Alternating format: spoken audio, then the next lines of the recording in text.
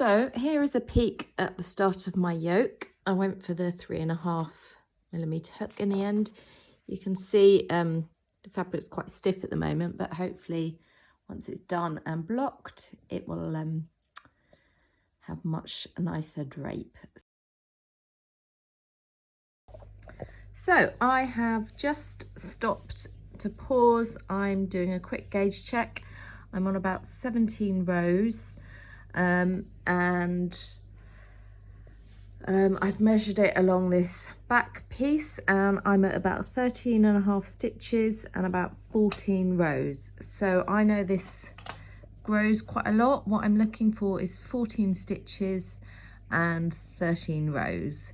So my choice of the 3.5mm hook seems to be working out for me. I know obviously I'm at a half a stitch and a row off gauge, but this will grow with blocking, and I know that because of my swatch and my experience with this yarn and this stitch. So time to crack on and finish the yoke. Awkward thumbs up. Whoop. Hello. So I just thought I'd come on and share some yoke splitting tips with you. I'm sitting at a really funny angle, so apologise if this is going a bit weird, but on my Aran sweater I am now at yoke splitting stage. So that is my yoke. Let's just get it so you can see it. It's sort of flat. It doesn't matter if it's not completely flat, don't stress too much. What I'm going to do, I'm not using markers here, I'm going to count. So I'm going to fold my yoke in half. I've got my instructions here, so I'm working the small. So I'm gonna work in extended single crochet in the next 56 stitches. I'm on the small, chain 2, which is my underarm chain. That can be adjusted if you want some more space. Skip 34, so that is going to create the armhole.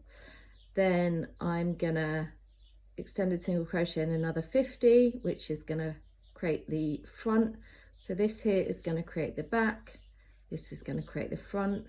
Then I'm going to skip another 34 whilst chaining 2 for the other armhole, and then I'm going to join to the start. So I will get started. So let me just show you so I can show you not to work in the slip stitch. This is something people get a bit confused in. So that's the last stitch. Sorry if you can hear cows in the background. They're being noisy today. So you can see there is the slip stitch, that little one, because I pulled it tight. Chain 1, then I'm going to turn. Then this quite long stitch here, that is my last stitch from the previous round. So I'm going to chain. Well, I've chained 1. I'm going to work, how many did I say? 56 single crochet around to create the back of the sweater. You probably don't need to sit and watch me crochet 56 extended single crochet. So I shall do that off camera and come back in a sec. So I've crocheted my 56, which is quite a bit. There's my section of 56. I've chained 2. Oh, I've just lost one. I keep these underarm chains fairly loose because when we do the sleeve, we're going to work into the other side of them. So now I am going to skip 34 stitches. So 1, 2, 3.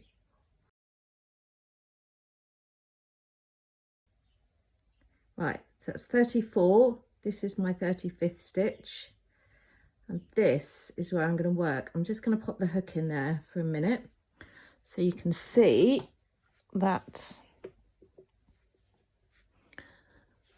Let's just move that camera a bit so you can see better. So you can see there, so that's when my yoke's folded in half. This section here is going to be the armhole. When I work around, so I'm going to work, I'm left-handed, remember, so you're going to probably be going in the other direction if you're right-handed.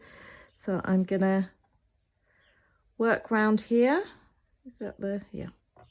And then I'll get to around here, and then I'll chain 2, and then I'll skip this last section and slip stitch into that first stitch.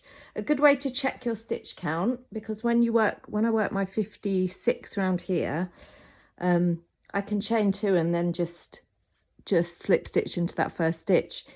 But you want to still double check that you've got my 34 stitches unworked in this section, and that'll just check that your armholes are equal. So I'm just going to work that extended single crochet.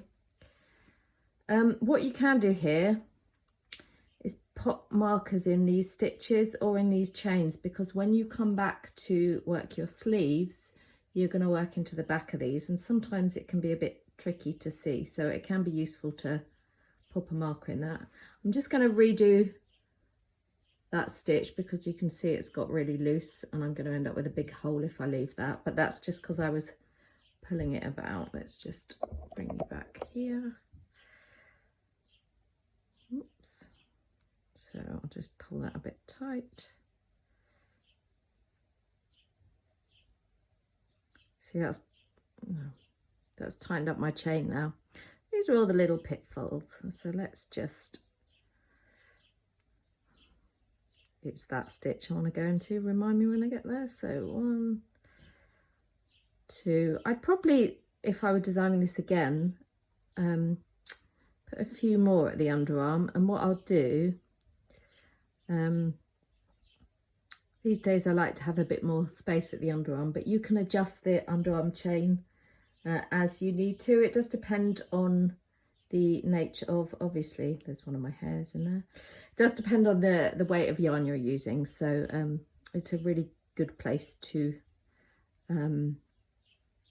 make adjustments there, which is linked in the post. Okay, I'm going to stop talking now and crochet around to the other side, and then I'll come back and show you what it looks like.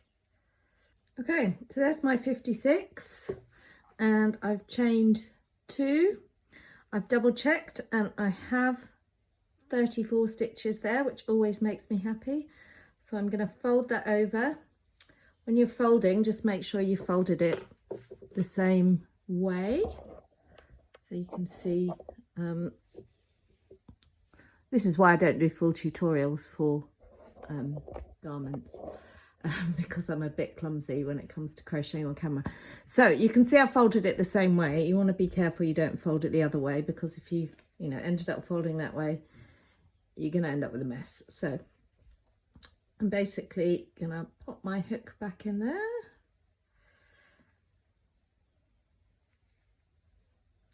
Find the start, which is here.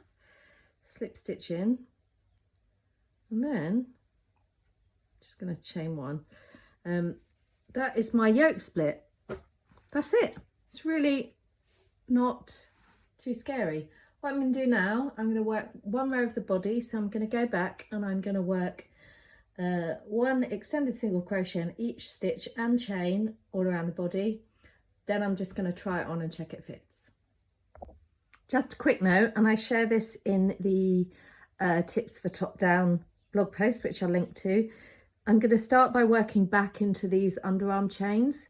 So with your chain, you've got the little back hump, and then you've got the 2 little humps. I've also got a blog post on working into chains that goes slow on this. But in the middle of the project, when you're working back on chains, I work under these two stitches, just like you would with a normal stitch. I tend to just work into these back humps if I'm working into a starting chain. I go into more detail about that. It can be a bit fiddly, but it's worth it, because then when you come to do the underarm, see what I mean? This is why you need to have the chains looser. When you come to do the underarm stitches, I'll just do those 2. Then you're going to work into these back humps, and you can see there's one there and one there. They're much clearer. So I just wanted to show you that quickly live, but like I say, I've got 2 posts that go into a ton of detail on that, so I will link them below. Okay, next. Okay, so I am coming to the end of the round. hurt my little finger, so I'm holding my yarn a bit differently to how I normally do. Getting excited there. So I'm at the end of my round. There is the first stitch that I worked into that chain. I'm going to slip stitch, and there is the start of my body piece. Let's just move that a bit out of the way and stop dropping things. Okay, there we go. So that is basically going to become the body, and we're going to talk about that next week in week 4. But do join me. I'm going to try this on in a second, but I'll say goodbye first. Do join me on Saturday for the live, where I'm going to demo splitting the yoke for the cardigan version, and we're going to talk about body shaping. Hope that's useful. It's a little bit tight, but the row gauge will grow with blocking, so I think that's going to be okay.